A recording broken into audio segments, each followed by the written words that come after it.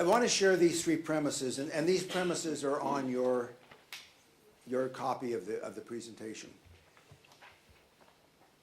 Indeed, as you see in your handout or up here, the quality of life concept has indeed been applied across individuals, communities, organizations, and systems. And there's a book there that describes that in more detail if you're interested. Secondly, the concept of quality of life has really made a major impact in redefining organizations. And organizations that have taken that concept to heart end up redefining how they do business. And again, there's a brand new book that's about to be published where we talk about that in terms of redefining organizations. But third, as a premise, there is no doubt but that the concept of quality of life has been applied differently depending on where you are. Certainly, if you go to mainland China, we talk there about quality of life.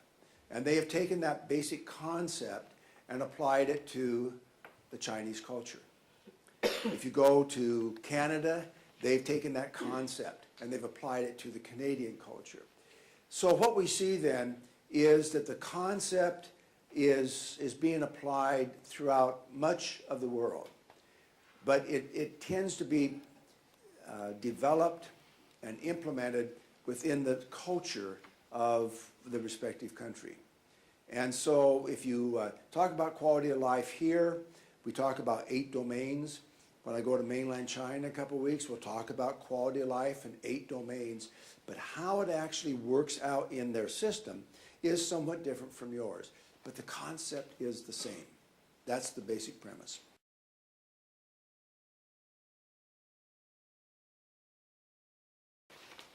If you look at the big picture, what you find is that the quality of life concept, and it's been around in the field that you work in for approximately 15, 16, maybe 17 years. So it's a relatively new concept in intellectual disabilities. And during that 15 years, plus or minus, it's had a tremendous impact on how people think and how organizations function and how governments approach people with intellectual disabilities. And these are the 8 impacts of the concept of quality of life. And you can read those 8 impacts, and we're going to cover 4 of these today. We're going to cover the first one, we're going to cover the second one, we're going to cover the third one, and we will cover the 6th one. Okay. Now, as you look at how the concept of quality of life has integrated the scientific and social developments, let's look at what are some of those scientific and social developments. For those of you who've been in the field for a while, Frank, how many years have you been in the field? Lots, I think, haven't you? 25 years. 25 years. Yes. So over that 25-year period, Frank has lived through the scientific developments and the social developments.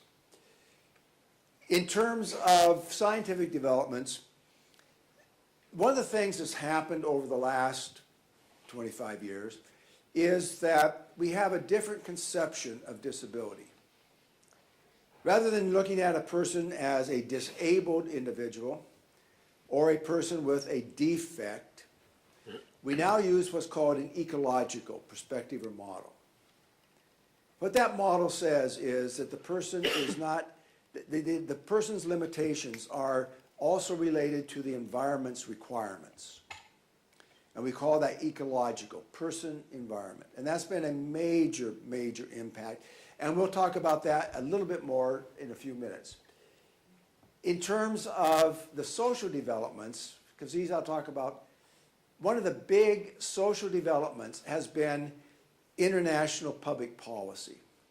And in a few moments I will talk, and Patty will explain a bit more, about the United Nations Convention on the Rights of People with Disabilities. Because the world now, truly, is looking at and thinking about the rights of individuals with disabilities. And that's a major international commitment to enhance those lives.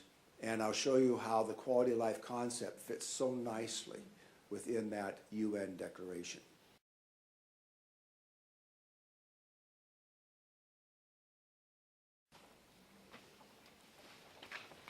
This ecological approach is so very important in our thinking that I'd like to spend a few minutes talking to you about what this ecological approach really means. The first part is, as I mentioned before, an individual with a disability, regardless of the disability, is viewed now as a part of an environment. When we look, for example, at what is it that really predicts personal outcomes, what enhances a person's quality of life, what we find is that it's not personal factors that are the key determinants. It's environmental factors. And I'll expand on that a little bit later in the afternoon, because you as organization staff and you as organizations have the ability to either enhance a person's quality of life or to not enhance a person's quality of life. Because the significant determiner of what happens to people in our system, in our organization, is not the person's characteristics. It's what we provide in terms of services and supports to that person. What kind of opportunities do we give the individual? What kind of assumptions do we make about the ability of that person? Because quality of life is all about the environment. At the center of that environment is the person. But what happens to that person is because of the environment that surrounds them. And so this ecological model has really caused us and forced us to think about what is it that we do on a daily basis to enhance this person's quality of life. And what kind of supports do we give to that person on a daily basis that is going to facilitate that person's growth and development. And let me just ask you a very simple question as to how powerful that environment is. It's a kind of support that I'll talk about later. But the question is this: what incentive does a person with disability have to get up in the morning?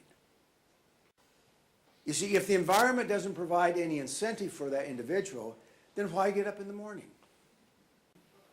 So the environment is so important, and we'll talk more about that really throughout the afternoon. But a second part of this ecological model is the role of thinking about people in reference to multi-dimensions. You know, very often what happens when we deal with people with disabilities, we look only at the disability, we look only at the health of the person, and we really forget that that person is a whole person. And part of being a whole person recognizes that we have an intellectual functioning level that's very important. We also have an adaptive behavior component where we behave and learn skills, etc. We have a health component, which is obviously important. But then we have these two additional components, which are essential. Think about how important it is to you and to me and to everyone to be a participant in activities.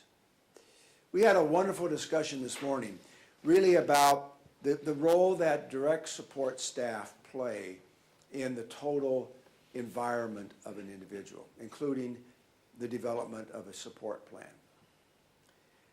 You see, what happens very often is that we use terms like inclusion and empowerment to refer to clients, to refer to service recipients, and that's important.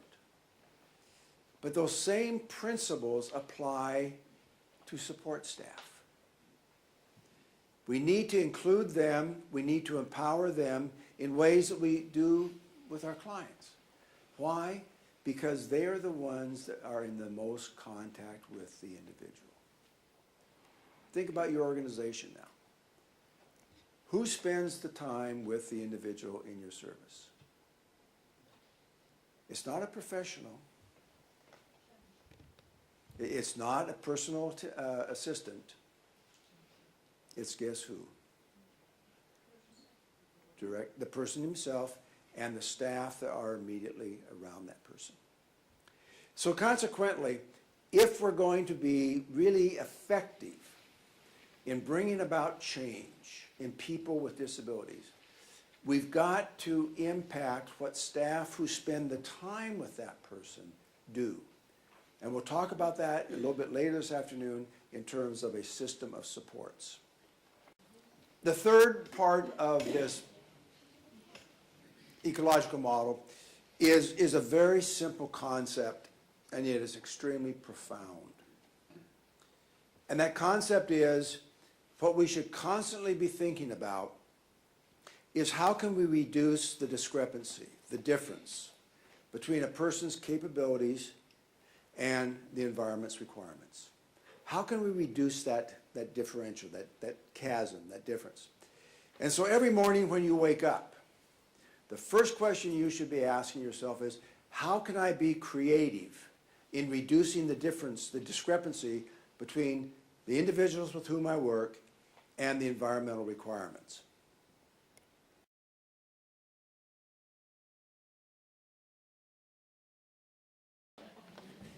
But we need to be creative in that process. And let me give you an example of what creativity gets you.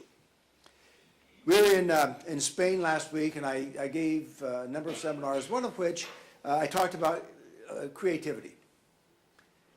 And at the end of that session, a gentleman walked up and he said, I would really like to share with you what we do in our organization. And I said, I'd be delighted to hear it. They provide services and supports to people with really profound sensory motor limitations. These are individuals that by and large have visual impairment, auditory impairment, and muscular impairment. They are really profoundly impaired. No language in terms of expressive language. And so the question then is, how can you reduce the discrepancy between an individual with severe limitations and the environment's requirement that you need to communicate? Do you all see? Now, how do you reduce that discrepancy? What they did, and this is one of the most creative things that I've seen in a long time, is they developed a t-shirt. And in that t-shirt, there are sensors. And what is sensed is the individual's heart rate, the individual's electrical activity in the skin, called GSR, their breathing, their sweating, and then a measure of facial expression. On the basis of that information, they can reliably detect 5 emotions of that individual. So the individual then is communicating physiologically. We just need to be smart enough to understand his or her communication. And once their next step, and they're almost there, they're going to convert their profiles into a yes and no. And Keith, you're absolutely right. This is more complex. But once they get to that point, then they're going to be able to communicate with that person and ask them yes or no. Now, you and I, if we had to, could get throughout our life on a binary yes-no system. Do you want this? Yes, no. Do you like this? Yes, no. What do you think about this? Yes, no. So think about how they have, through their creativity, reduced the discrepancy. And that's what this is all about. And it's such a key part. Because no longer can we say, well, this person can't communicate, therefore, I will make decisions for that person? We can't say that anymore, because now the individual is communicating. It really changes the whole playing field. And that, my friends, is the future. One of the greatest things internationally that's happened in terms of people with disabilities has been the 2006 passage of the United Nations Declaration of the Rights of People with Disabilities. December 3rd, right, Remco? In that declaration, which is a convention, a convention basically means an agreement, a written agreement. And in that written agreement or convention that now 95 countries have signed on to, there are a number of articles. And these articles deal with various rights of people with disabilities.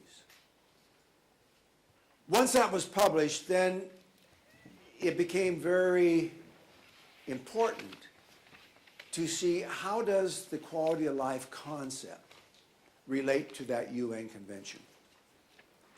And so what we have done through a couple of cross-validation studies has been to have people who know about the convention read the articles and assign them to the respective quality of life domain. And this slide here, I think, is extremely important. Because what it shows you very clearly is that when the United Nations and the 100 and some countries that passed that convention, when they thought about the human rights of people, what were they really thinking about? The quality of life of people. Now, obviously, there are some of these articles, or some of the domains. Here are, you all recognize the 8 domains? Are we okay there? And obviously, social inclusion and rights were the most important in terms of the number of articles. And why is that? Well, it's because across the world, people with disabilities are not included. And across the world, people with disabilities have few rights.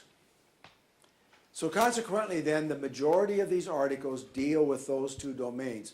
But note that all the domains are covered. So when we talk about the quality of life concept, in a very real sense, we are defining what the world means by human rights.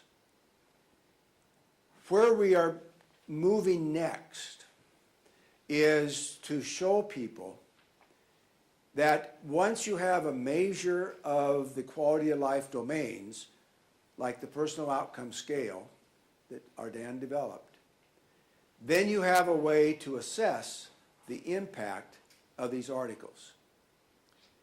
Because what's in the convention is that they will be analyzed and reported on, but there's no mechanism for that to happen. So consequently, my prediction is that we're going to see more emphasis on the assessment of the domains, because those domains are a way that the world can begin thinking about what impact has this convention had on people with disabilities.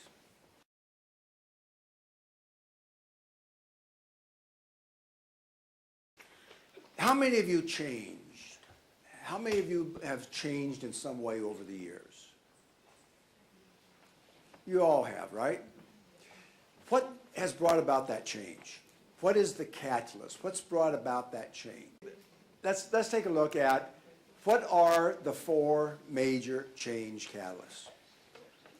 Because either you as an individual or you as an organization have been stimulated to change or catalyzed to change because of these 4 factors. The first and foremost are the values you have. Values, as you see, dignity, equality, empowerment, self-determination, non-discrimination. Those are all powerful values along with inclusion. And you have changed as an organization or you've changed as a person because the values have driven the change. But in terms of values, there's a distinction between walking the walk and talking the talk. If you talk the talk, you talk the values. But you got to walk the walk to implement those values. You've got to walk the walk to make the change. One of the things that happens in so many countries and so many places is that people don't want to take risk. And consequently, as an organization, as a facility, as a program, there's risk involved in change. And here's the point. It's called the dignity of risk. When you walk that walk, there's a risk. When the people who moved Ardennes from where it was to where it is and where it will be, they walked the walk. And there's a lot of risk involved in that. Over the years, I remember crisis times when the press got on their backs or parent groups got on their backs. And consequently, there's risk there. But you don't grow without risk.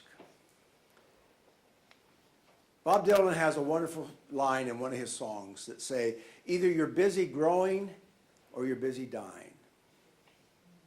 Which option do you want?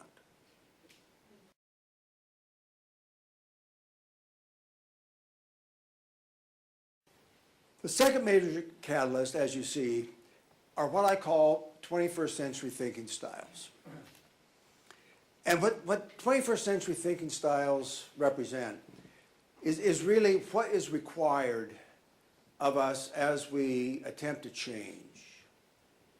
We will never change if we don't change our way of thinking. And these three thinking styles that you see there are very inherent in the change process. We have what's called systems thinking. And what that amounts to is we talked about the environment, but we also know that there are at least three major systems in play here. There's the individual. We've referred to that individual at the microsystem. There's the organization or the mesosystem. And then there's the larger macrosystem, the larger environment.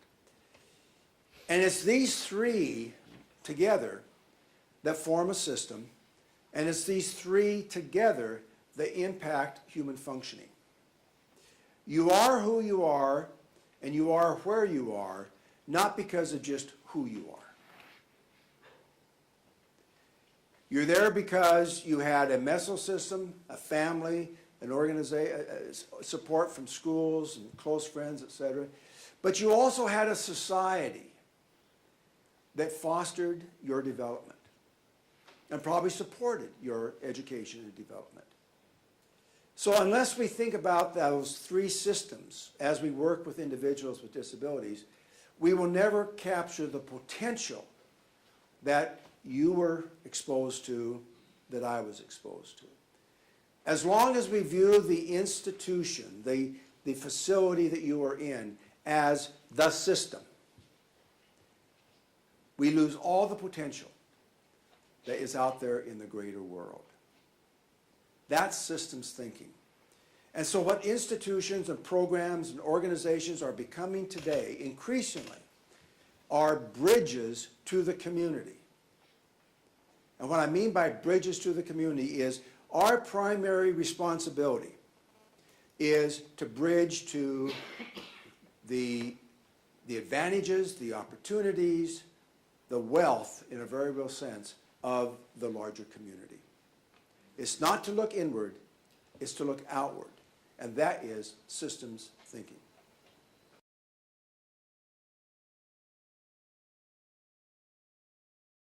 In synthesis as a thinking style, what you try to do is you try to integrate information.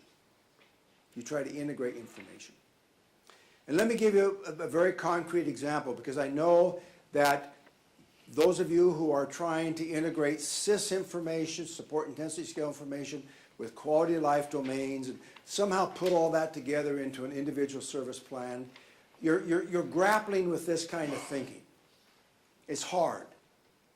Because what we have to do is somehow integrate a whole bunch of information into something that makes sense. Do you understand? Are we okay? And so consequently, what we have learned over the last few years is that people need a framework to help integrate all this information. And that framework is, we give the individual, we administer the SIS, as an example. We get a listing or a description of the support needs of people. And then we say, well, so what? What do we do with all this information? Have you ever had that feeling? It's a massive amount of information. And somehow we have to take that information and put it into a format that makes sense to the individual receiving the supports, to the parents who are trying to understand what's happening to their son or daughter, or to the support staff that are trying to implement the plan. And so consequently, what has emerged, and certainly it was initiated here at Ardan, is to think about integrating support needs into the domains of quality of life. So we take this information about supports and ask a very simple question. In terms of emotional well-being, what are the support needs of the person? In reference to material well-being or social inclusion, social participation, what are the support needs of the person? In other words, we're doing synthesis. Because if you look at the way most people think, we don't synthesize much information. Computers do, but we don't. And so consequently, what we've done is we've called upon Remco and Keys, especially in this case, to say, integrate it for us. So Keys is the synthesizer of the world, all right? You have really shown us how to synthesize information from a technical perspective. Now, our challenge is to take it one step further and take it from a piece of paper to a day-to-day interaction with the client.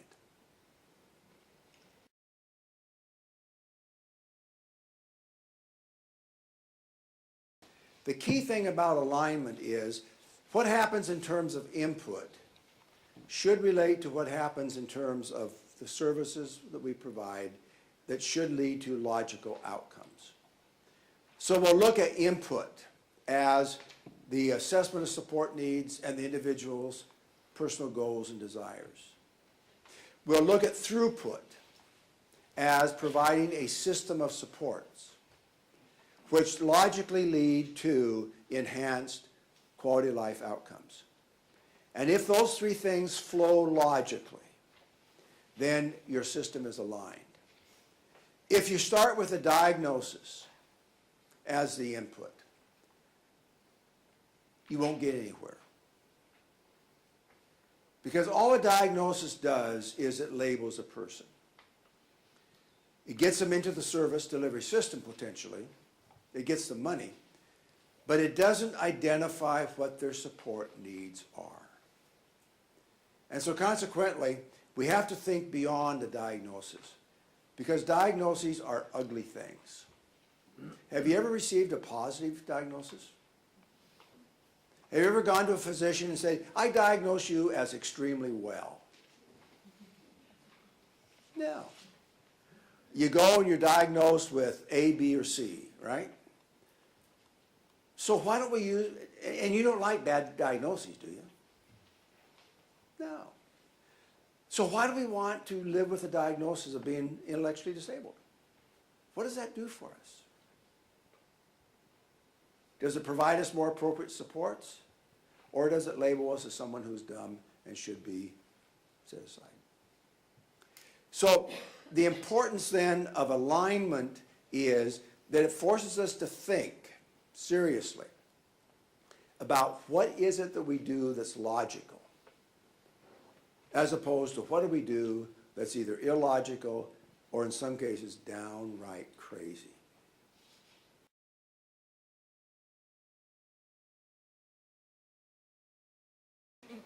Leadership is one thing, management is entirely different.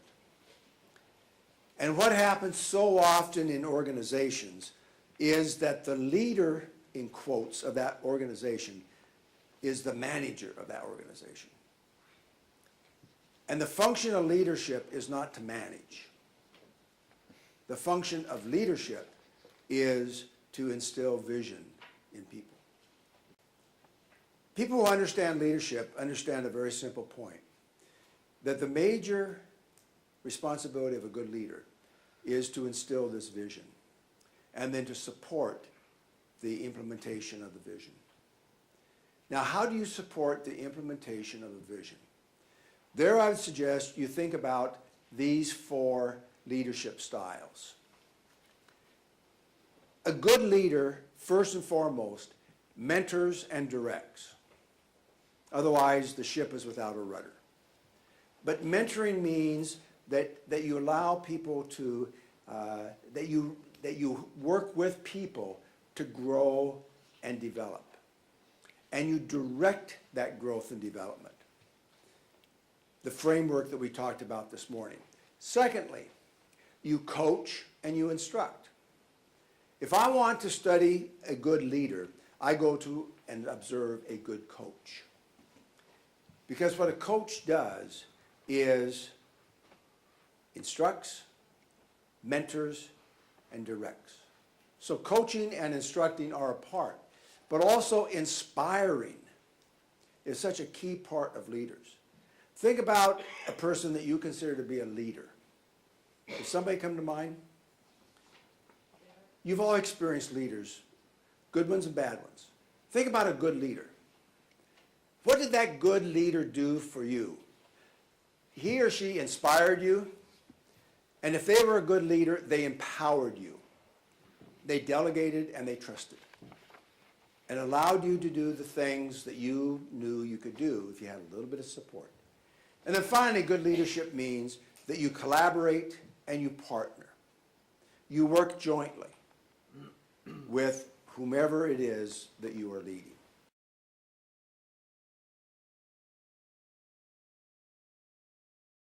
Here's a statement that I'd like to have you think about and maybe even remember from this afternoon. What you want to do as an individual, what you want to do as an organization, is to create value through innovation. Create value through innovation. It's increasingly clear that the organizations of the future, like your organization, like similar organizations, are going to be value-based businesses. But a business not in terms of the profit that you make, but value in terms of the contribution that you make, the knowledge that you share, the innovation that you develop to show people that indeed there is a better way. Now, to create that value through innovation, you're going to have to do 2 things. Number one, you're going to have to encourage people to be creative. Now, let's talk about creativity from a thinking style perspective. Generally speaking, there's divergent thinking and there's convergent thinking. What we reinforce in organizations is convergent thinking. We sit around and we converge on an answer, or we converge on agreement, or we converge on a general approach. And that's what's happening right now in many countries, including your own. I had a conversation with Will Buntix, a colleague in Utrecht Tuesday. And he does a lot of consulting work with organizations. And because of the new funding processes here, he says a lot of organizations are changing their mission statement. They're converging on, focusing on finances. And making mission statements like, we will live within our finances. Or we will use the finances in conservative ways. They converge on that. And in the process, they begin the dying process. They're going to be a dead organization from a thinking style very quickly because it's all convergent thinking. To be creative, you've got to use divergent thinking. You've got to think of new ways. You've got to think of new ways. Because divergent thinking is what creativity is all about. If you're creative, one of the things you want to think about are two things in today's financial world. One is, how can we be more effective in terms of developing and implementing our individual plans for people? If you look at the world, who spends trillions of dollars or euros on individual plans for clients with disability, they tend to be, on the average, and we've studied this, most individual plans are somewhere between 10 and 15 pages long. Am I within the ballpark? Higher? Lower? Lower. Good. You're going in the right direction. The other thing about this 10 to 15 pages is nobody reads it after it's once developed. It gets filed away. And we even heard the statement from a person in Utrecht Tuesday that said the client should be able to interact or should be able to evaluate their supports once a year. That's stupid. So consequently, it should be every day and then some. Okay? The point is, we need to make that process simpler because we're wasting unbelievable resources developing plans that lead to nowhere. But the second example of the need for divergent thinking is, how can you use time better? How can you use time better? The biggest resource you have as an organization and a person, the biggest resource you have is time. That's the only thing you can't buy more of. So the question then becomes, how can we use time better? One way you might want to think about it is take a look at what happens in team meetings. The snicker answered and points to the point. Most of your time is probably spent in meetings. And the question is, what is accomplished in those meetings? And so, as you think about time utilization, Joseph and I have a colleague in Taiwan who runs a very large organization, and he simply said this. He said, no team meeting will exceed an hour, period. Every team meeting will have a fixed agenda. Every team meeting will have no cell phones or computers because they're only distractions. And every team meeting will have a resolution of whatever the issue is, and that will be published. He established that as a protocol in his organization, and he tripled his resources. Wouldn't you all like to triple your resources? You're not going to do it financially, I guarantee you. So we got to get smarter. We've got to get more creative in how we use time, because that truly is your most valuable resource. Alignment means that it's sequential. There's an input, there's a logical throughput, and there is an outcome. And let's look only at the individual level today. If your program is aligned horizontally, the input is the assessment of the support needs of the individual and the personal goals and aspirations of that person. It begins there. It doesn't begin with the diagnosis or the age or level of functioning. It begins with what are the support needs that that person has to be more successful, and what are the individual's personal goals and desires around which the program should fall. That's the input. The assessed support needs and the personal goals and desires then lead to the throughput.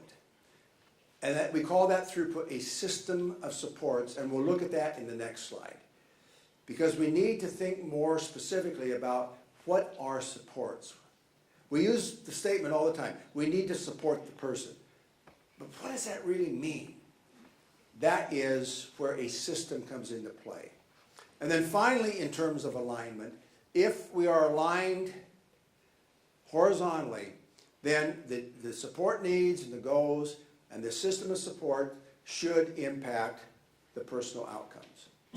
And that's where the personal outcome scale and the measurement of personal outcomes is so essential, to be aligned. Because historically, organizations stopped at the throughput.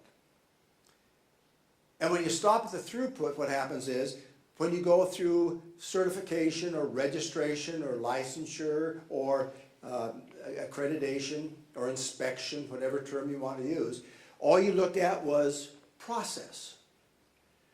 Now the world is in a position to start thinking about outcomes, because that's truly what alignment is all about. In any event, a system of support involves these kinds of components. Technology is a tremendous component in a system of support. We use it all the time. We use GPSs.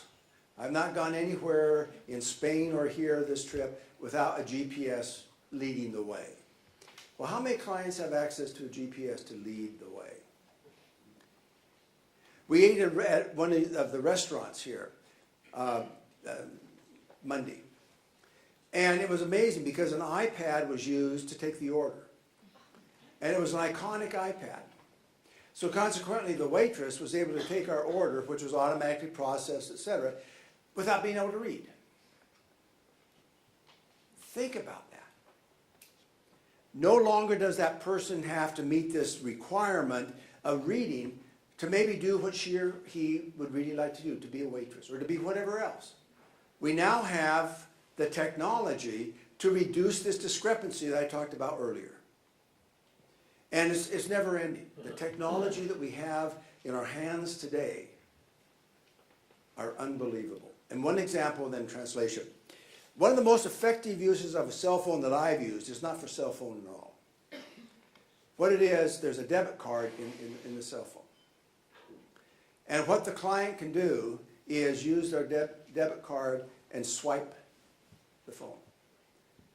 So you don't have to worry about vouchers, you don't have to worry about money. You just simply have a debit card and you use that as part of a cell phone. A number of programs, interestingly enough, in Canada are using that, and it's extremely effective. That's technology. Because you see, the intent of technology is to enhance cognitive functioning. So as we move then down, the second component is staff-directed activities. The most significant thing you should think about in terms of predicting outcomes is, what do the support staff do in terms of supports? And here are some of the big things that support staff do in reference to facilitating positive outcomes. They give incentives, as I talked about earlier. They help individuals develop skills and knowledge. Because when you develop skills and knowledge, you feel better about yourself. And finally, the staff do indeed live positive behavior supports. It's so important in terms of the message that we give to clients about their behaviors. We have a lot of individuals with challenging behaviors. Do we react to them in a negative, punitive way and medicate or tie up or however it might work? Or do we really try to use positive behavior supports of the antecedents, the cues, and the responses? It's a whole other world when staff react to people that way. Now, professional services are also a big component to a system of support. But let's realize what's happening in professional services today. And this is happening throughout the world. Professionals are changing their role in organizations. They're becoming less involved in support delivery and more involved in administration. And it's happening everywhere. When that happens, two things happen. When professionals become more administrators than service delivery people, then there becomes a void in the support delivery system. And secondly, the professional becomes less of an advocate for the client and more an advocate for the organization. So when that happens, then we have to realize that how are we going to fill that void? Because we know that professionals are not delivering the services that historically they were expected to deliver. Is that true in your organizations? It is, isn't it?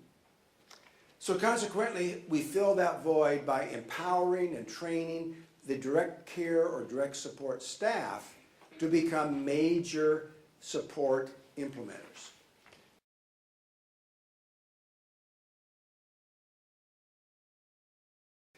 Natural supports are a given, but we need to constantly try to access those natural supports. And let me give you one example as to why supported employment or employment opportunities are so important.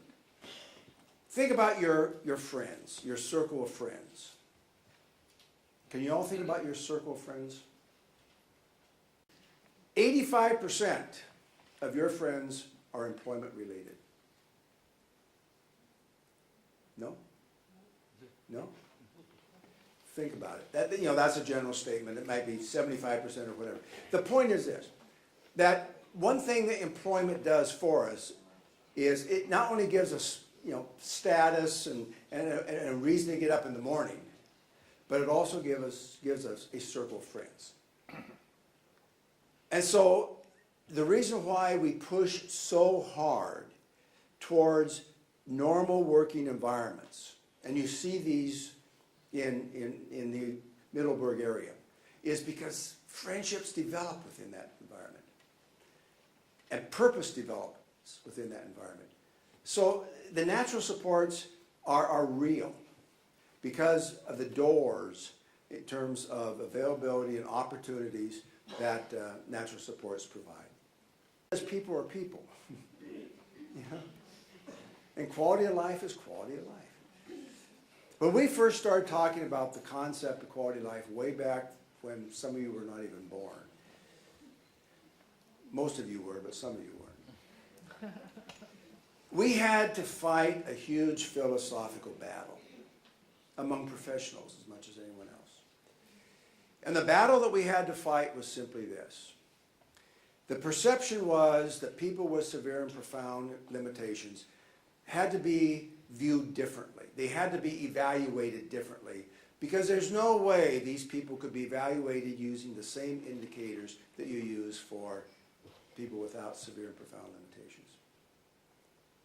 And the point that we consistently had to come back to and argue about and scream over and eventually I think won is that, hey, quality of life is quality of life.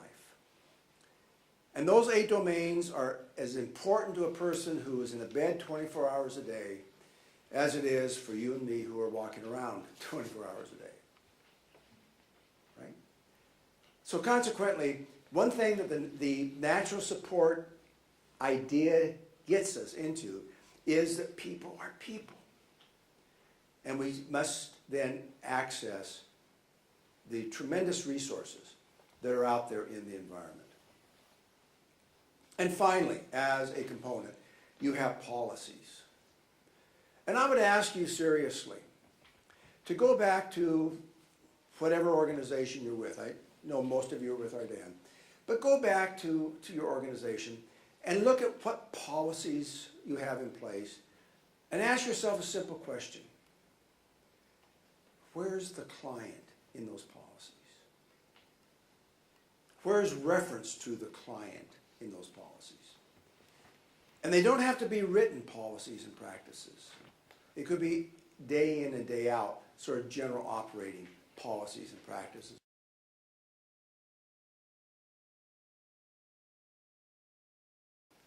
The example is this. I spent the morning with the management team of Ardan, and I thought we had an unbelievably productive discussion. And what that discussion revolved around as much as anything was this question. What role does the client play in the development of his or her service plan or support plan? And a related question was, what role do support staff play in the development of an individual plan? And what became very apparent in that discussion was that up until now, the impact that was listed earlier of the quality of life concept had not really had an effect here yet. One of the impacts that I'm not talking about other than now is the development of high performance teams. Because once you start talking about quality of life and bringing the client into the center of that process, then the client becomes a part of that team in a very active sense that develops the support plan. Also part of that high performance team are the support staff that are going to be actually implementing the support plan. As long as the plan is developed by somebody else, support staff are not going to buy into that plan. And as long as the plan is developed by somebody else, the client is not going to buy into that plan.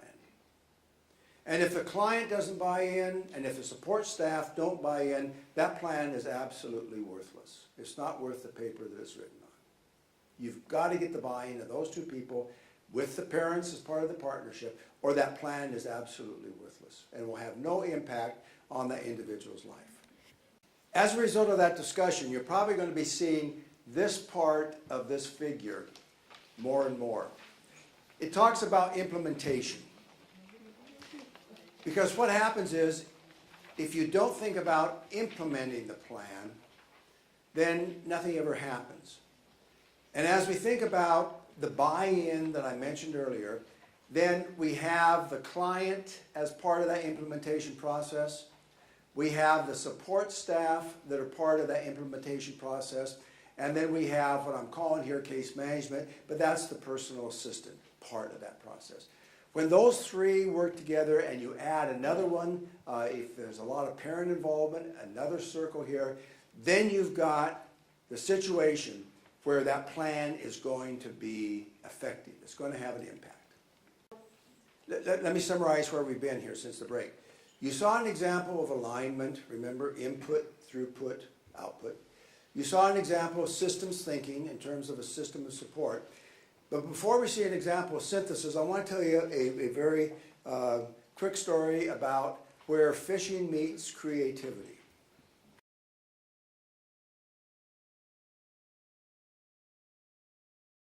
The story is very, very simple. I love to fish. And in talking about my love of fishing over the years, Renee, I believe was the major impetus here, said, well, the next time you come, we're going to go fishing.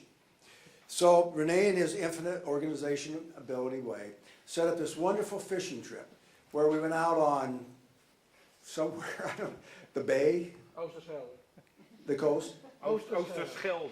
Oh, okay. I won't even try, but anyway, it was a wonderful day. It was a gorgeous boat, and they had done unbelievable work. I mean, we had fishing gear, and we had clothes, and they had, you brought, I think, 10 or 12 clients. And by the way, the clients they brought were the biggest issues in terms of challenging behaviors, which I think is a whole other story. But in any event, the day went by, and I didn't catch a damn thing. I not only didn't catch anything, I never even got a bite. And so the people that were catching the fish were the clients, which was wonderful. So the only thing I really caught that day was the vision and creativity of a colleague and very good friend, Remco, whom I'm sure you all know. And that day, I think, changed both of our lives. That's the next picture I want to show you. As only Remco, with help, I'm sure, from Keith, they developed the picture that I want to leave you with today. Because I think this is the goal that we want to reach from the client's perspective. Remember, the implementation involves the staff and the client and the parent, etc. But the key piece of that is my support plan. It's mine. And it should be on one page. It should be laminated or in any other digital form or electronic form, and so that the client has no question. The staff have no question. No one has any question about what the person wants, the goals and wishes of the individual, and how those goals and wishes play out in terms of the 8 quality life domains, and what specific supports does the individual need to do better, not just in those domains, but also to reach their goals and objectives. What you see here is, this is the quality of life, personal outcome data. It doesn't show up real well on this, but there indeed is a picture that communicates clearly to the individual that you're concerned about the whole person. Not just about the disability, but about the person's emotional well-being in all the 8 domains. There you see indeed what it is that the person is really asking for in terms of goals, aspirations, and dreams. The reason why this is synthesis, an example of synthesis as a thinking style, is because what is integrated into the domains are the supports the person needs in order to do what he or she really wants to do, and to have enhanced quality of life outcomes as a result. Now, the power of this image is reflected in the following true story. I was in Canada a few weeks ago addressing a large conference that had probably 300 chief executive officers. And I showed them this slide because I think this is the message that people need to see. It's not all of what goes into an individual plan, but it's the core of that plan, because it puts the person in the center. And so at the end of that conference, we had a session of next steps. What are we going to do next? 10 agencies said, we're going to do this. And they are currently doing a pilot study in Alberta, Canada, regarding that. And REMCO was on the phone at least once, if not more times, working with them to do that. That's the power of a vision. That's the power of a picture. Because as Alexander Graham Bell told us, the mind must see before it can believe. Quality life, the concept of quality life is an idea. It's an idea that has become very attractive. It's an idea that, as I've tried to indicate today, has had major impacts on organizations and systems and people and individuals with disability. But the idea is still emerging, still evolving. And as you look at these impacts, they are impacts that are going to be influencing us in the future as well as we sit here today. And in reference to that future, let me share with you a statement that Winston Churchill made a long time ago. It's a beautiful statement. And the statement is this: the empires of the future will be the empires of the mind. So I hope that as a result of today, your mind has been expanded a bit. But don't let today be the end. It should be the beginning of your next evolution.